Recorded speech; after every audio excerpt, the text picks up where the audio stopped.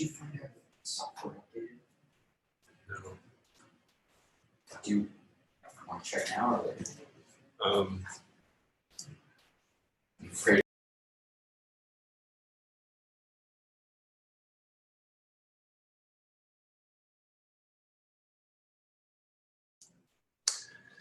Hi everyone, it's 2 o'clock, so we're going to get started. I just want to make sure that everyone can hear me. I'm getting a nod from my spy in the room. My name is Jacob Schneider. I'm a staff attorney at the Center for HIV Law and Policy. Thank you all for joining this webinar today. I'm really excited to talk a little bit more about molecular surveillance and engage in some really important conversation, I think, about the policy implications and also approaches to advocacy going forward. I think with the godlike powers that Zoom has given me, I've muted everyone. But if you're having either a technological issue hearing me, or if you have a question for any of the panelists, please use the chat function or the Q&A. I'll be monitoring those. And my hope and expectation is that we will have some time for questions along the way and also at the end of the hour.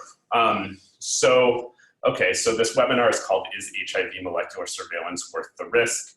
I just want to, for those of you who are not aware, this is a companion webinar in honor of the release of our fact sheet, Is Molecular HIV Surveillance Worth the Risk? It's really pretty and contain a lot of the information that we're talking about today, and it's available on our website at hivlawandpolicy.org. So if you haven't taken a look at it yet, I hope that our conversation today will inspire you to do so, and also to provide us with feedback about how we can improve it as a resource. Our hope is that this is a document that will be really useful as people are encountering this technology going forward. So what are we doing today? I'm going to talk for a little bit about what molecular surveillance is, what some of our concerns are about it, and what we think some of the policy implications are, and how we can address those. That's a lot of the information that's included on the fact sheet. And then we have a couple of very special guests who are going to give a couple of perspectives that I think will really add to our conversation as we think about advocacy going forward. And then I'm hoping we'll have some time for questions. And our presenters today, so I'm Jacob Schneider at CHLP. I'm going to tag team a little bit with my colleague Jada Hicks, who's really our expert on HIV criminalization, when we talk a little bit about that. And our very special guests who I'm really excited to have are Andrew Gans from the New Mexico Department of Health and Ronald Johnson from the US People Living with HIV Caucus. I'm going to unmute both of you really quickly just to make sure, so you can say hi and just to make sure that everyone can hear you. And then I'm going to move on with the show. So Ronald and Andrew, are you there? Hi, Jacob. This is Ronald Johnson. Yes, I'm here, and I'm really pleased to be part of the webinar. Great. I think I heard both of you, so I'm going to put you back on mute for the moment, but Ronald and Andrew, thank you so much for joining. I'm really excited to have this conversation with you. Okay, so just as a quick introduction, a lot of you are probably already familiar with CHLP. CHLP is a national strategy center and nonprofit. We're based in Brooklyn, New York. That's where I'm speaking to you from, but we work with advocates around the country on various issues related to HIV policy. And I think most relevantly today, one of our projects is the Positive Justice Project, which is a national collaborative network of people living with HIV and viral hepatitis and other allies working to end criminalization of HIV, viral hepatitis, and other stigmatized diseases. So I think one of the things that we have in mind as we think about new public health technologies is what kind of implications will they have for that.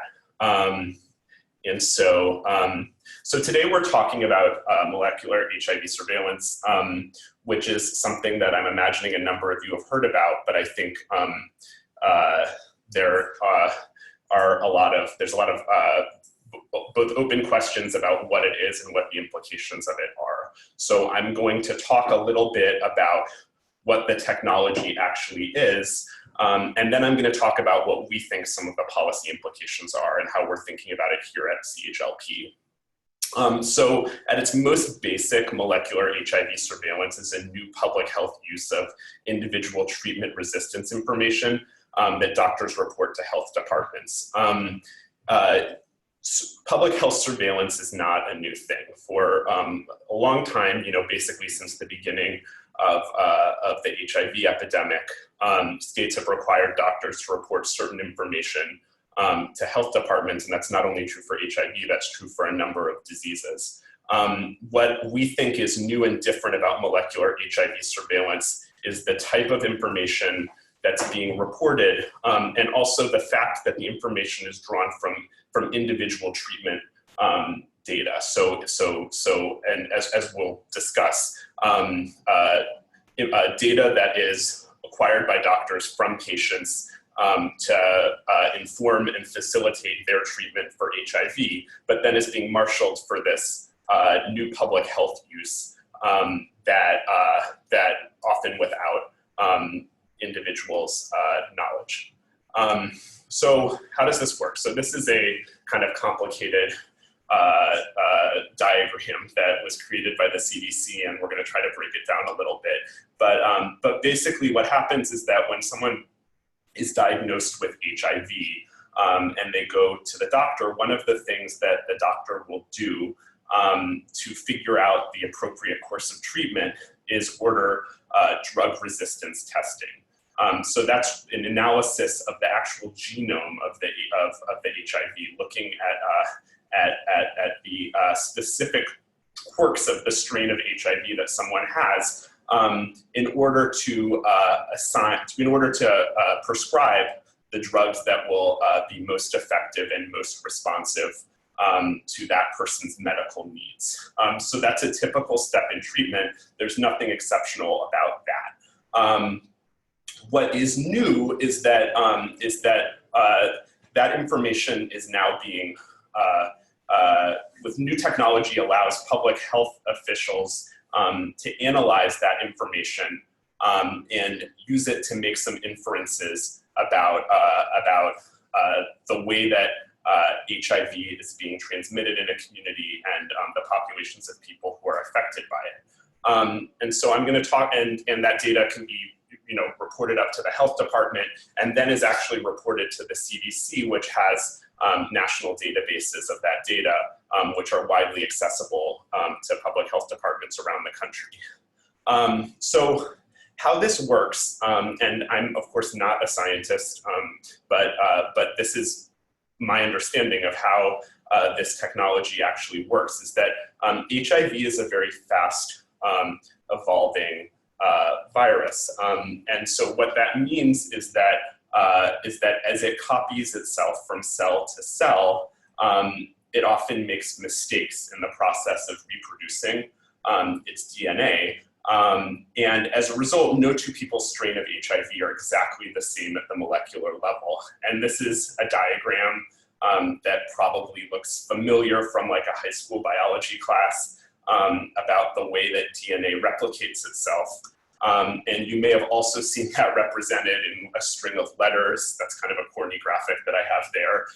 A string of letters that kind of approximates a person's genetic code by looking at the actual data that's included in the genome of their HIV. So public health officials now, and this is what's really new about this technology, can look at that string of letters that's generated, look at the actual genome, and use that to guess how close those people are in a transmission network, how closely related their HIV is. And for these purposes, my understanding is that HIV evolves so quickly that if someone's HIV is within 0.5% of someone else's, public health officials can infer that they're pretty closely related. And so that's when they start to use this terminology where they talk about clusters. So just to kind of summarize where we are, doctors will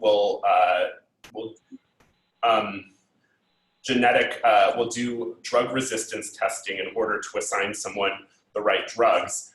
That drug resistance testing will involve taking a look at the genome of their DNA.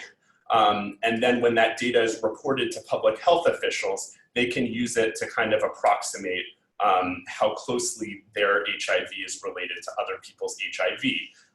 And then there's this term that the CDC has started to use, which is clusters. And that is using that information to try to map the way HIV has spread in a community. So for example, a couple different types of clusters that you'll hear the CDC talking about are a time-space cluster, which is where you see an increase in the number of new diagnoses of an HIV infection.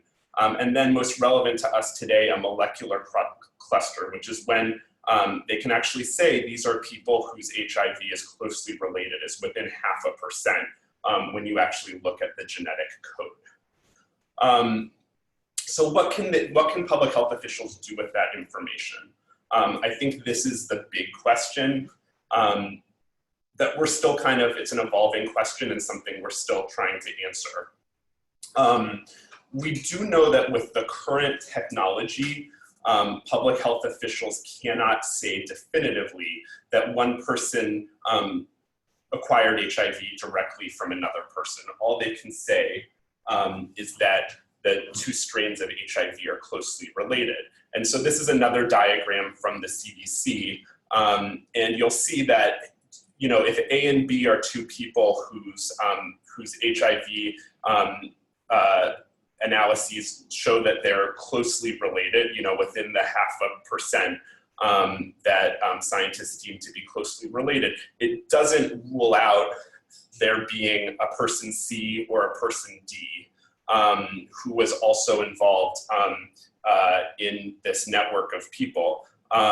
So it doesn't definitively say that A acquired HIV from B or vice versa, but it does show that they are closely related. Okay, so why are we talking about this now? And this is something that probably a lot of you are already aware of, that the CDC has made it clear that expanding the use of this technology is a priority. And a couple of years ago, the CDC announced a 5-year program called PS 18-1802, which is requiring states to collect and share molecular surveillance data in exchange for additional surveillance funding. So the idea basically is to try to jumpstart the use of this technology and make it more universal among all the states in exchange for additional funding. And this is just a mandate from the CDC. I think that a lot of you are probably aware that that announcement caught many people by surprise. And I think, even people who are proponents of the use of molecular surveillance technology would acknowledge that that there was perhaps not enough community input on the front end, and that people really weren't aware that it was going to happen until it was going to happen. And so these are some of the headlines that you might have seen in publications like The Body, discussing some of the conversation that was inspired by this announcement by the CDC.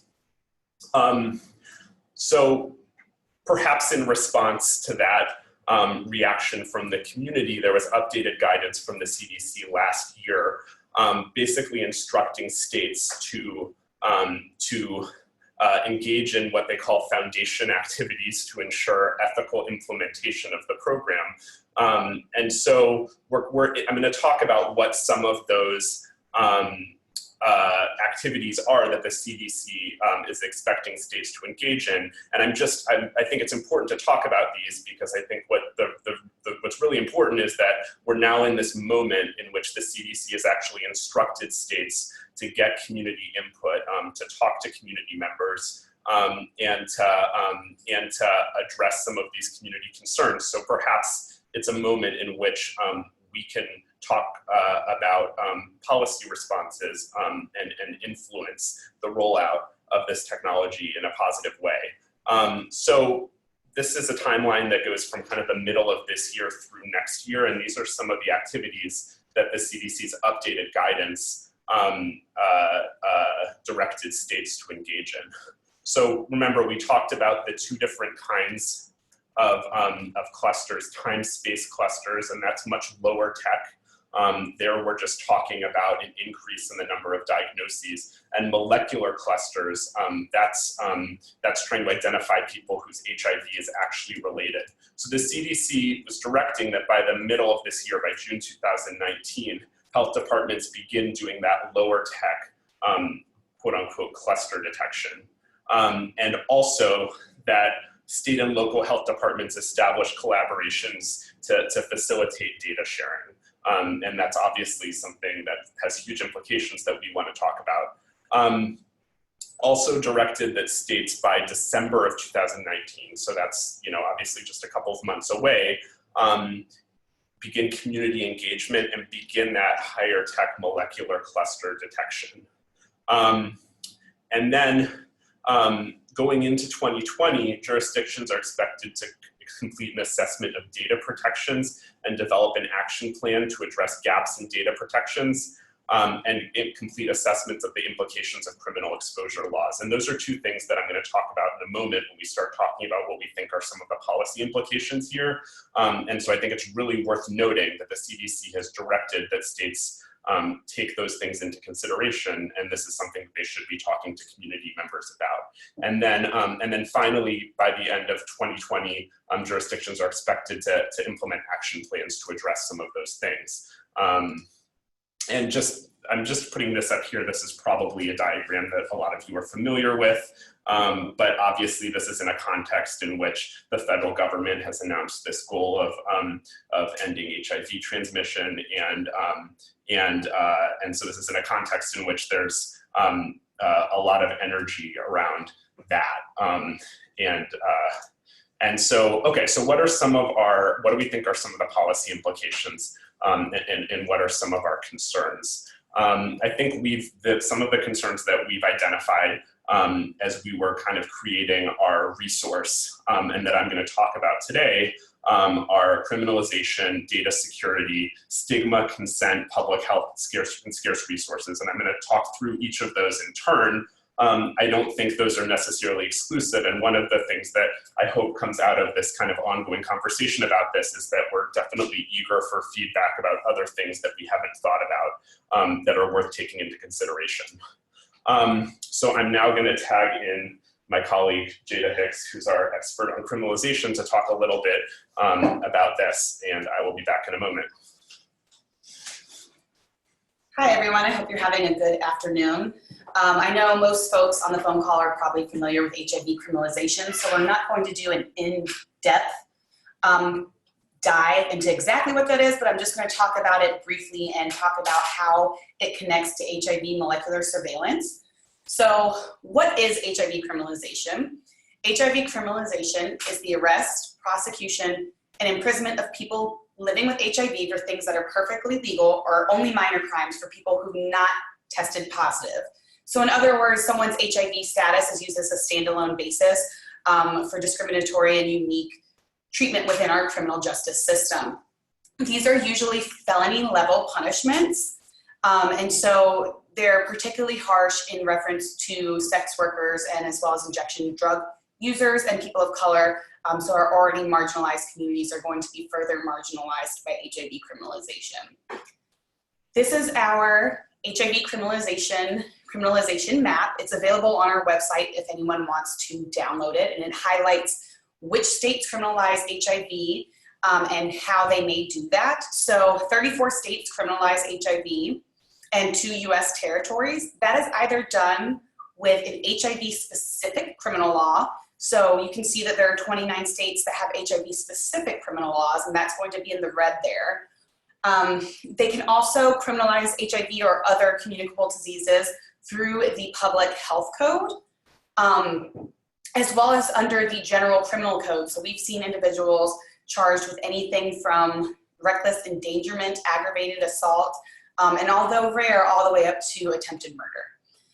So we also have 9 states with sentence enhancements, which are applicable for people that are living with HIV that commit an underlying sexual assault crime. There are also going to be specific enhancements for individuals that engage in sex work and are living with HIV, and whether they expose someone via bodily fluids or needle sharing as well. Blood, organ, and semen donation is also a source that we typically see for HIV criminalization throughout the nation. There are going to be 6 states that require sex offender registration, and all of those are the yellow balloons. And again, this is on our website at hivlawandpolicy.org.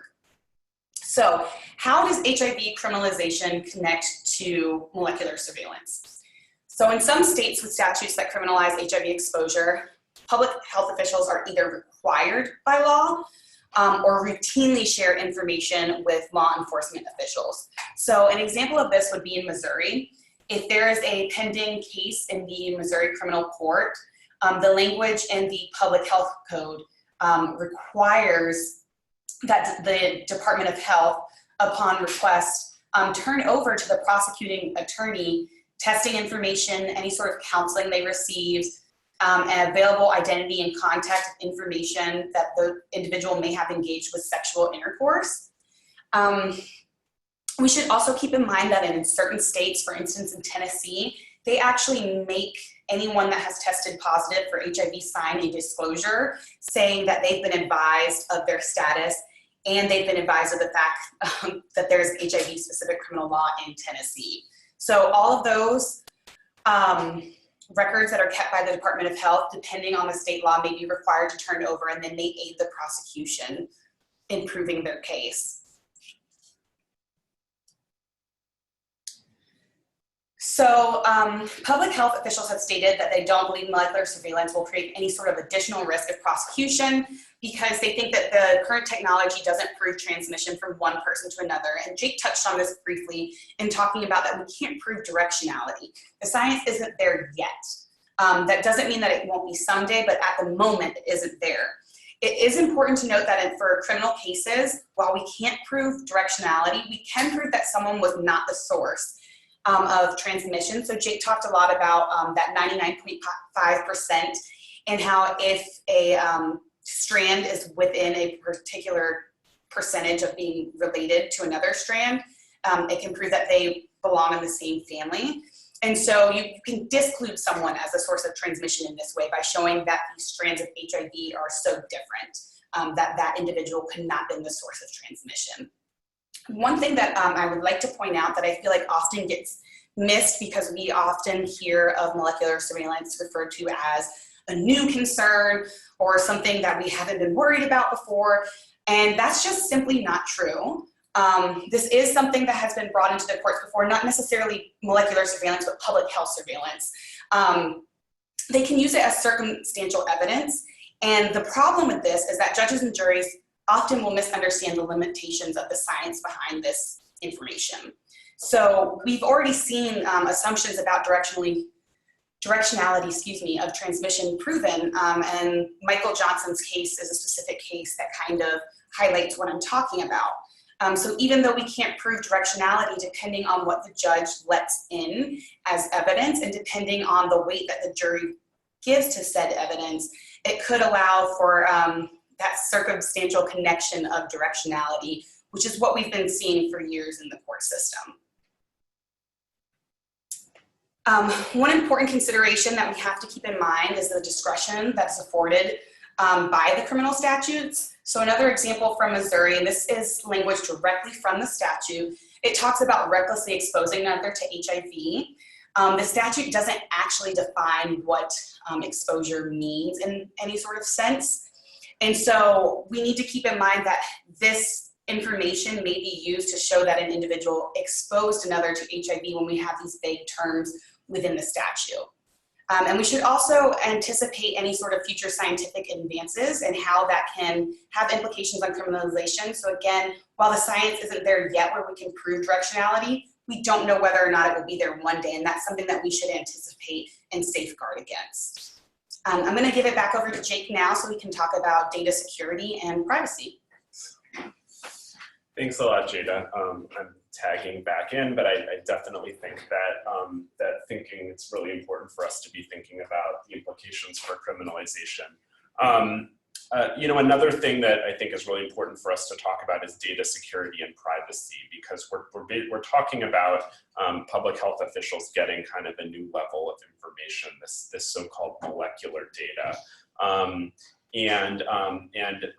the screen, I'm just referring I would refer you all to a NASDAQ study from last year, June of 2018, that just looked at 10 states and found kind of a real variety of policies with respect to sharing between providers and health departments, and law enforcement. There's really not uniformity in this area. And obviously, depending on the policies in a given jurisdiction, I mean, that really affects how comfortable we would be with health departments receiving this data. And, obviously, I'm sure I don't need to tell many of you that, of course, no data protections are foolproof. That's going to be true for everyone, not just for health departments, but it's something that we should be keeping in mind when we're talking about, personal treatment information. And I just want to address a couple of points that I think are often made when we talk about data sharing with public health departments. One thing that I've heard a lot as I've been, engaging people in conversations about HIV molecular surveillance is that there's little privacy risk because the data that's reported to health departments and therefore reported to the CDC and put in the national databases is de-identified. But I think that the one thing that's not super well understood is how with the sophistication of technologies right now, de-identification is not a perfect process. And in fact, I'm just referring here to a study from several years ago, but that found that a significant number of people could be re-identified with not very many data points. So we're talking about gender, zip code, and date of birth. So, depending on how rigorous de-identification is, you can quote unquote de-identify data by removing names, for example, but really not actually effectively de-identify it, or not render it unidentifiable, because with very limited data points, the data could be re-identified. And I'm just, Jen asked a question in the chat about HIPAA. And so thank you for asking that, and you anticipated this point. I think one thing that is often brought up when we talk about the privacy of personal health information is HIPAA. A lot of us are probably familiar with HIPAA protections. We know that, if you're asking your doctor to share information with anyone, they may require you to sign a form. And so in some ways, HIPAA is an important protection for people, but it has substantial exceptions. I just listed some of them here: law enforcement requests, compliance investigations, certain emergencies, family members for treatment purposes. Obviously, we can understand the wisdom of some of these exceptions, some of them more than others. But the point is that HIPAA is not a silver bullet.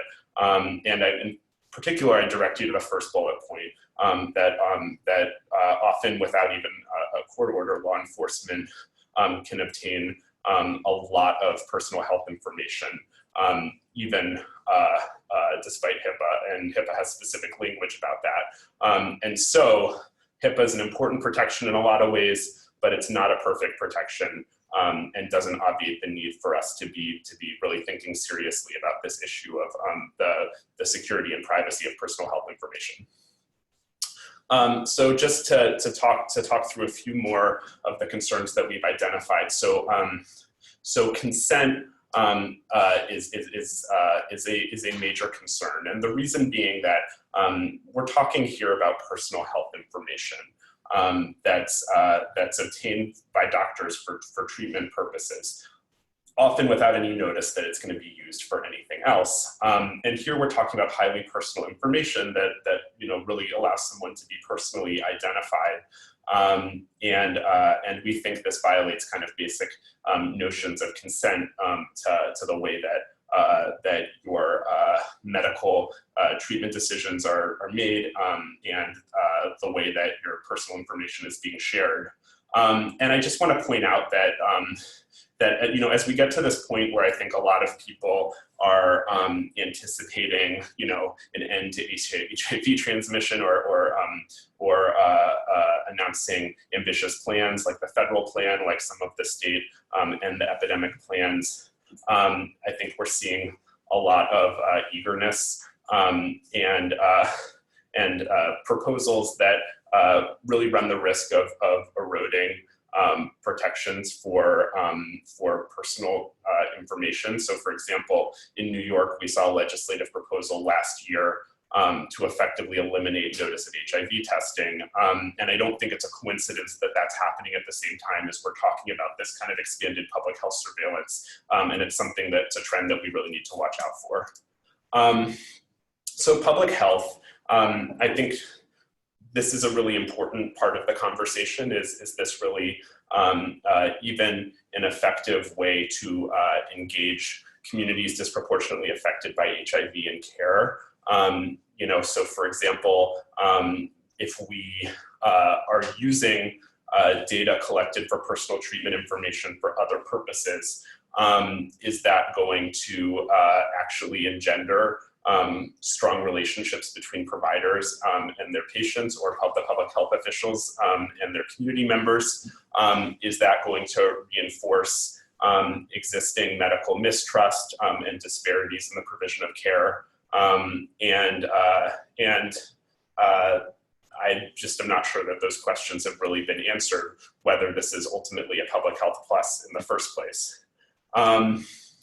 So stigma, obviously, so some of the language, and I think I hinted at this earlier, is really highly stigmatizing. For example, talking about identifying a cluster, when what we're really talking about is human beings, can add to the stigma of an HIV diagnosis.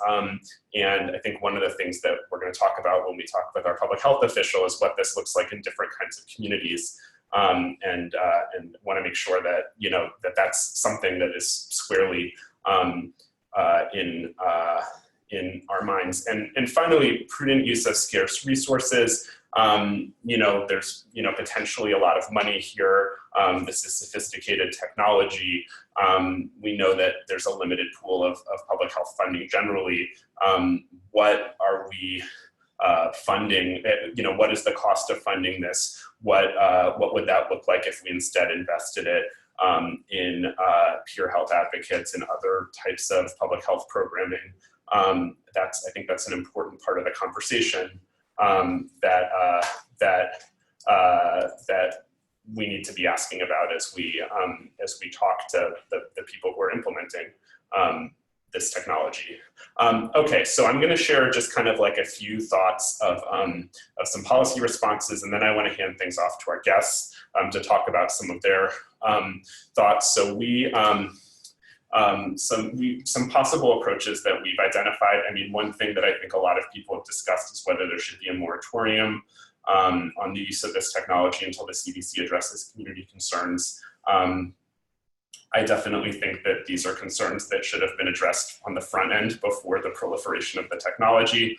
I think it's a reasonable thing to suggest, but even if that feels like a really ambitious thing to ask for, I think it's clear that there are some holes that could be addressed at the state level on a policy level. So, we're talking about repealing HIV criminalization laws, addressing some of the holes in health data protections that were identified by NASTAD in its 10-state survey last year. We could demand that the CDC actually hinge this funding on states certifying that this information can't be shared with or used by law enforcement or immigration officials. And I mean, just one thing that I think is worth noting is that the CDC's 2008 partner notification guidance is still in effect. which encourages states to use criminal law in certain circumstances, we should be asking the CDC to more clearly state that that's not an appropriate public health approach. Some other ideas, you know, I think we could be asking for additional funding to address medical mistrust, whether it's through requiring doctors and other treatment providers to be educated about it, standardizing training, and investing more in consulting communities and getting their input. And this is all on the fact sheet, so I'm going through it a little bit quickly. I would hope that please take a look at it. You know, just we have some suggestions about ways to advocate, whether it's getting engaged in your jurisdictions and the epidemic process, and challenging public health officials in your jurisdiction to talk about the ways in which they're using this technology and the ways in which they're taking into consideration some of these concerns. So I now would like to hand things off to Andrew Gans, who I'm gonna unmute you right now. Can you hear me? Yeah, can you hear me? Come back, my phone on. Yes, we can hear you. So thanks a lot for joining. I'm really happy that we have someone here who can talk a little bit about how this actually plays out in practice. What do you're in New Mexico. How is this playing out in your jurisdiction? Is this technology that you're using, and how would you anticipate that it would be received? So thank you, first of all, for the invitation, and thank you also because, you know, I am, per the last slide, a state public health official, and as such, you know, I should be just implementing what our directives are and not necessarily being an advocate for it. So it's very helpful in this context to have advocacy organizations like Center for HIV Law and Policy having these discussions and raising awareness. So New Mexico is what's considered a low to moderate HIV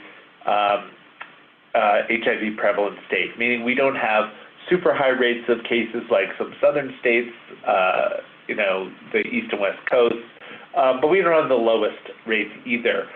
So it means we have modest resources, but also an epidemic that we can get our handle on.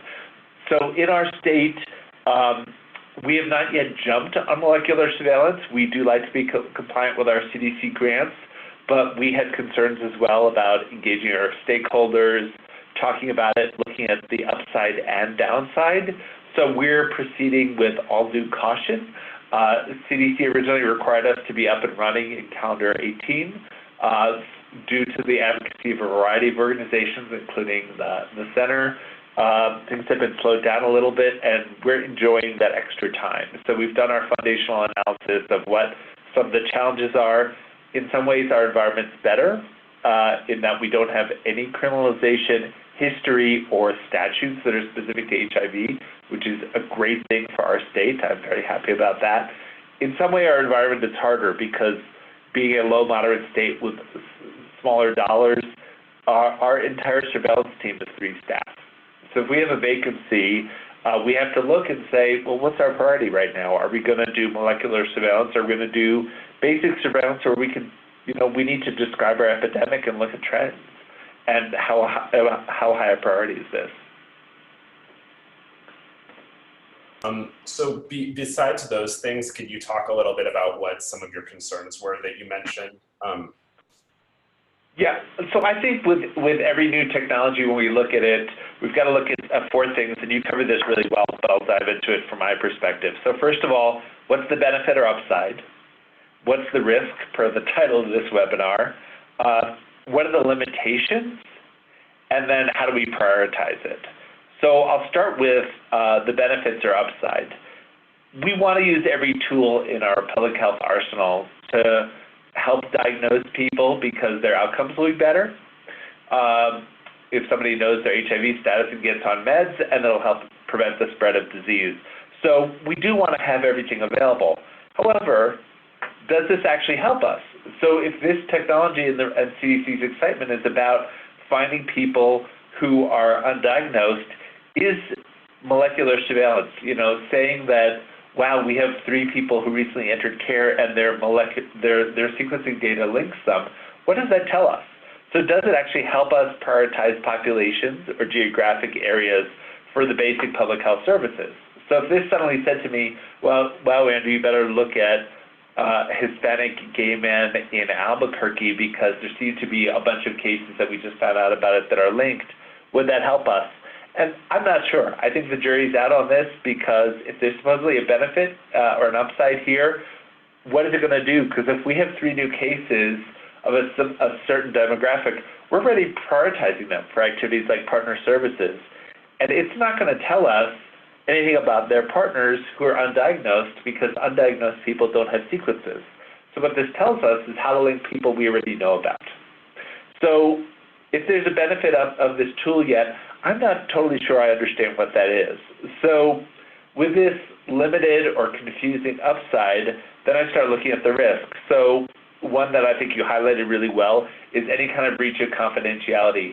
We are super careful with our HIV data. We do mandatory training specifically about HIPAA, but also we have an extra layer that we do just for HIV, STD, and hepatitis surveillance data in my state to make sure that we have an even higher standard.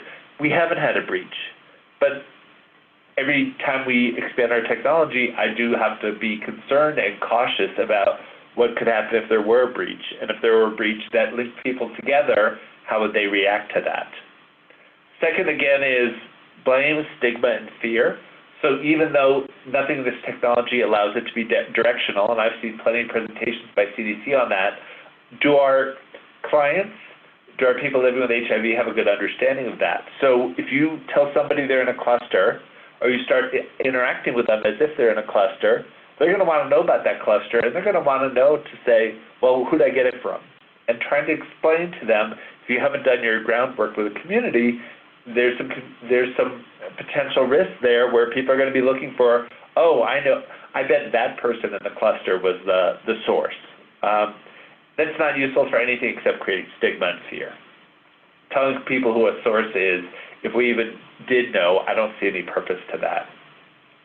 And finally is really having our community understand it. So we've just started broaching this topic with the community, and the first thing I heard was, wow, we don't even understand this. How are we supposed to respond to this? So I think you have to do education before you just say, this is a new thing. What is it? How does it work? And what concerns do people have about it? So that would be some of the risks I'd be concerned about. And again, why are we doing this upside versus downside? What is it going to give us? And I think the biggest question I have, and that I've waited for CDC to explain better, is how does this help us find people who are undiagnosed? If sequencing data links together people who are already diagnosed, entering care, and getting this resistance testing to figure out what the best drug is for them, what's the advantage of linking them together? So we know these 5 people are linked.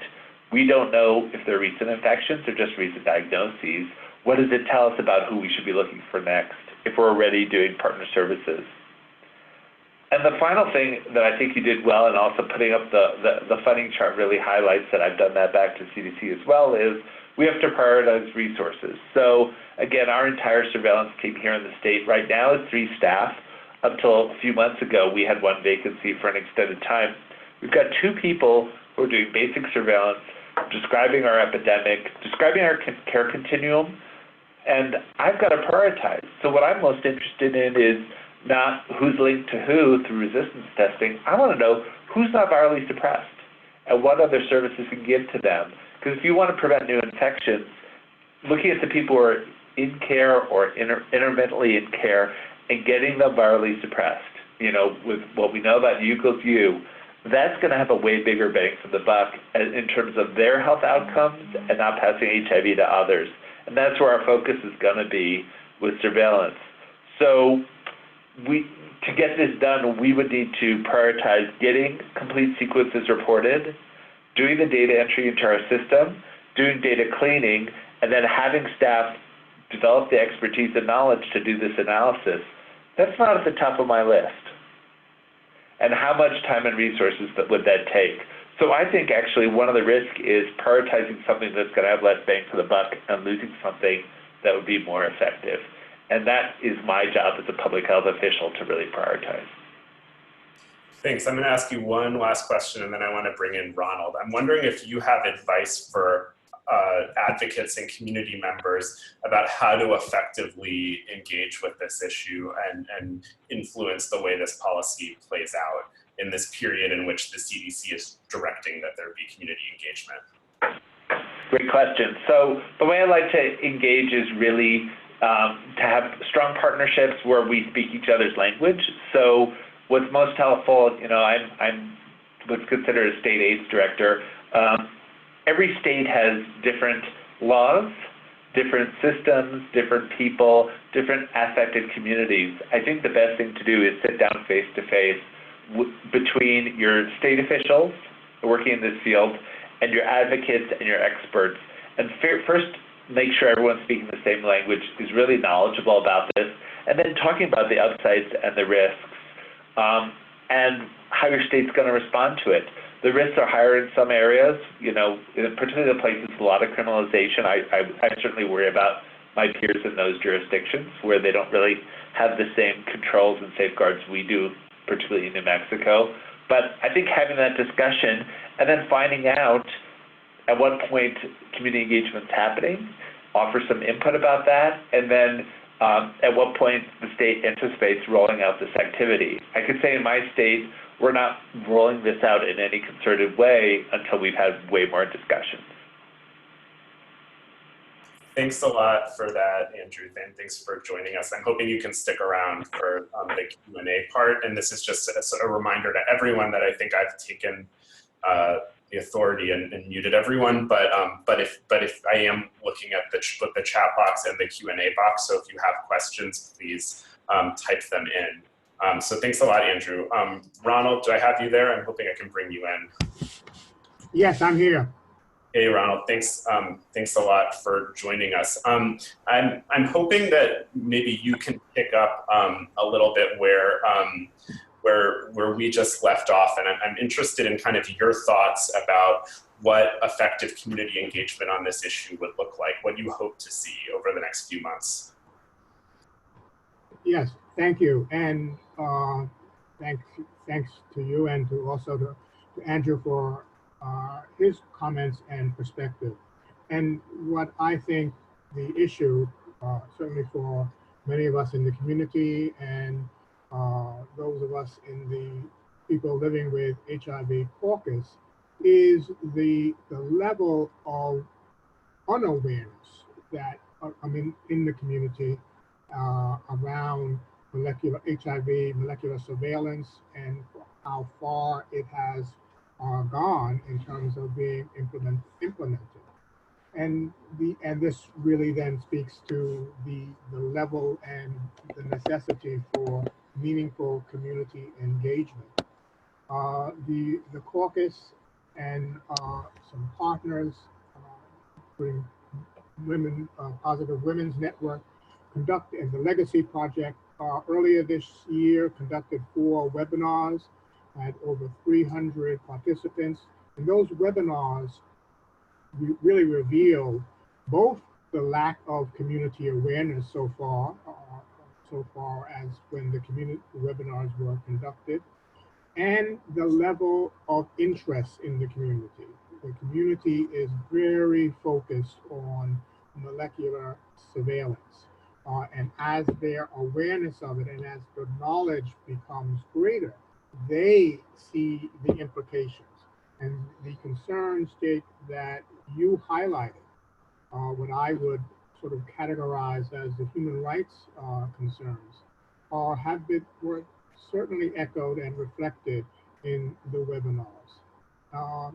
But the need for meaningful community engagement is very critical. And that has led some of us, many of us, including the HIV Caucus, to call for a moratorium on the implementation of HIV molecular surveillance, so that, and it's a stark call, but I think it's stark because we need to press the importance of community engagement and for the CDC to have some general guidelines for the states.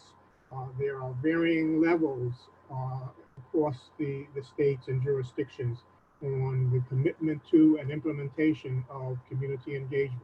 Areas like in New York State, New York City, California, they may be more advanced in their levels of community engagement, but there are many states where we have heard from people in those states where they say they have not been engaged. So pressing the importance of community engagement and what meaningful engagement means is very, very important. We cannot neglect this. And that's why we in the caucus are saying no to this until these issues are addressed and the community is engaged in addressing these issues. These are our lives. We are part of the epidemic. We need to be actively, meaningfully engaged in how this plays out. So I think I just heard you kind of saying something that I had not yet said, which was to classify this as kind of a human rights concern. Can you just explain a little bit more what you mean by that? Well, the human rights concern. I mean, as I said, these are our lives, and I'm speaking as a person living with HIV, and the impact on the specific issues that you addressed earlier, the lack of consent, the violations or potential violations of data security and privacy. These are things that we feel violate our human rights and our ability to live our lives in dignity and privacy, and for our rights to be respected.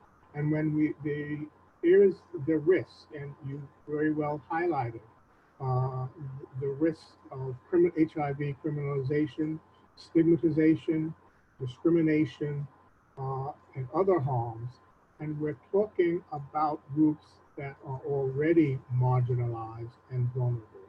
People of color, immigrants, people of trans experience, gay and bisexual and queer men of all races and ethnicities, homeless people. These are the people that are going to be, that are already vulnerable and are at risk of further harm and marginalization and discrimination. And that's why we lump these concerns or categorize them in the area of human rights, because they have direct impact on our lives and how we live our lives and how we are able to live our lives in safety. And that's what I mean when we say these are human rights issues.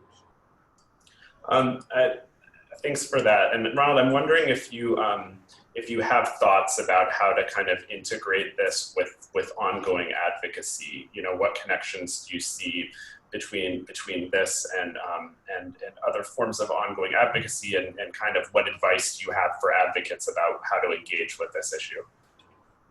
Well, I think it definitely is part of our overall advocacy. I would take one example, advocacy and how we respond to the ending the HIV epidemic. Both the federal initiative and the plans that have preceded the federal initiative and are already going forward in the various states. From the federal perspective, as was pointed out earlier in the webinar, the use of molecular HIV surveillance is a key part of the strategy in terms of identifying clusters and new outbreaks of HIV. So when we advocate and are engaged in ending the epidemic, how molecular HIV surveillance is part of that needs to be on our advocacy agenda. As we advocate for more funding we should keep in mind the issues of molecular HIV surveillance. Many states, and Andrew pointed this out in terms of New Mexico, where you have limited resources, we have to prioritize, but there also highlights the need for more funding. The infrastructure of public health departments has been devastated over the past 10 years because of the cutbacks with the domestic spending at the federal level. We cannot go forward with an initiative like molecular HIV surveillance when you're at the same time cutting back the resources, cutting back the ability of states to have a viable infrastructure to go forward. When you force states to make these kind of limited resources priorities, that's not the way to respond to this epidemic. That's not the way to end the epidemic, and to bring in as sophisticated and technology with such a panoply of implications, human rights implications in particular, with limited financial resources. We need to take that into consideration as we advocate more money. So I think those are two examples of how molecular HIV surveillance should be a part of our overall advocacy on HIV. Thank you for that, Ronald. I'm going to ask, I'm seeing one question in the Q&A, and then I know we're coming up on the end of the hour, so I'm going to try to wrap up quickly. The question is, can any of the panelists speak to new dollars that are coming from NIH for doing engagement and piloting of molecular surveillance? And that's from Julie Patterson. Thank you. I'm wondering if that's something, Andrew, are you familiar with that? I'm not sure if the question is are there new dollars coming from that from NIH for that, or how are those being used? But is that something you're familiar with? I'm not aware of any new dollars from NIH, so maybe I'm missing a funding source. I will say we are not a jurisdiction that is involved in ending the epidemics because our numbers are too low. So the EHE dollars are not going everywhere, which is another thing to keep in mind as we're trying to do, great interventions everywhere, that not all states are participating. And Julie follows up with asking, what about CDC? Have you seen kind of that new money that was in those charts that I put up yet?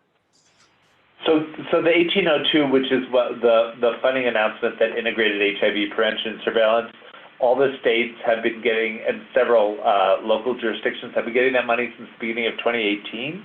But it's a pot of money for prevention and a second pot of money for surveillance. You could use some of the prevention for surveillance, not so the other way, but it's not new money. We happen to get an increase in our state. Some jurisdictions got decreases, but it's a total pot of money for all your surveillance activities and all your prevention activities. And we also have state money in my jurisdiction for HIV prevention. About half the states don't have that either. So there's not a lot of new money out there for this activity. It's more of a new mandate without new dollars. And we have a question from Stephen, and I think this is really for both of you, Ronald and Andrew. And the question is, has the possibility of scaring persons living with HIV away from genotype testing, which could improve their chances at positive health outcomes, been assessed as a possible unintended consequence of these efforts? And I think what's embedded in this question, and I guess I'm interested in your thoughts about this, is what we talked about how, one thing I talked about was how public health officials have discussed how information is de-identified and it can't prove the directionality of transmission right now. But I think embedded in this question, and I'm wondering what each of your thoughts are, is even with those even if those things are true, how do community perceptions of what this technology is and how it could be used, how could they affect people's behaviors when it comes to engaging with their own providers or with public health officials? Ronald, do you have any thoughts about that? Yes, and I think the question is a very good one. I don't know of any actual assessment of the possibility that people would be scared away from genotype testing, but anecdotally, I think we know that that possibility is a real one. And what I also feel that the lack of community engagement and the resulting lack of information leads to speculation, leads to fear. When that lack of engagement is built into the historical uninvolvement and distrust in many communities about the health department, when people then hear about new technologies or the new use of technologies like molecular surveillance, this just feeds into the mistrust that they already have. And that when we see that health departments, many health departments, are not advancing community engagement to the degree that we think it must be and that it needs to be, this furthers the distrust. It leads to speculation. It leads to people making assumptions that may not be entirely correct or may be exaggerated, but they're real. And that deters people from getting tested. It deters or has a real potential for deterring people from getting genotype testing and other things that can help them. But the fear of what it might do to them or the result of them deters them away. And just underscoring, and I know we've said it many times already in this webinar, we really need the state, the community, the CDC to get down and roll up the sleeves and really hammer out and make operational community engagement. Thanks for that. Andrew, I don't know if you have anything to add. I just wanted to say for my own part, I'm not aware of any research on that, Stephen, and I think it would probably be a difficult thing to research, but it's certainly something that we should be thinking about. Andrew, do you have anything to add? No, I'll just say, you know, we see plenty of information that places that criminalize HIV, people who, you know, feel like they have a high likelihood of having it, may be resistant to testing, and we across the country don't need any other disincentives for testing and knowing your status. You know, anything that promotes stigma or fear is working against public health. So I don't think this as a standalone would do that, because, you know, resistance testing is usually for newly diagnosed. So if they come in for testing, you know, this isn't going to be the resistance. But, you know, you hear a rumor that, oh, you could be linked to other people and you could get in trouble for it. That's the kind of confusion about new science that could easily create fear in populations that have reasons to be fearful. I mean, everything Ronald mentioned about, you know, disenfranchised populations and stigma and fear of immigration, you know, we don't need any more negatives.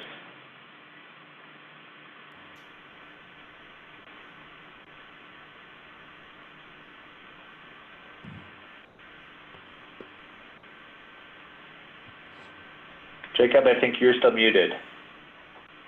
I think you're right. Can you hear me now? We're up against the end of our hour, and I think we've answered everyone's questions who've written in. So thanks to both of you, Ronald and Andrew. Do either of you have any closing thoughts that you want to share before we wrap up? No, just thank you. This is important. Yes, I echo Andrew in thanking you, because I think this adds to increasing the awareness and knowledge of the community and public health officials about this issue and how it gets played out, so that we can have the kinds of conversations that we need going forward. So thank you. Well, thanks a lot to both of you. I really appreciate you sharing your time and being so thoughtful. And I just want to remind everyone that this is a resource, this is a companion resource that is beautiful. You can be me holding it. And it's available on our website at hivlawandpolicy.org. My email's on the screen. I really would welcome people's thoughts about ways we could make it a better resource. If there's anything that we left out and need to consider, please email me. And please share this widely in your networks. And I think we hope to also be posting a recording of the webinar that I'm hoping people can share as well. So thanks a lot to everyone, and enjoy the rest of your day. And I look forward to continuing to speak with many of you about this going forward. And thanks again to our panelists and to everyone who joined.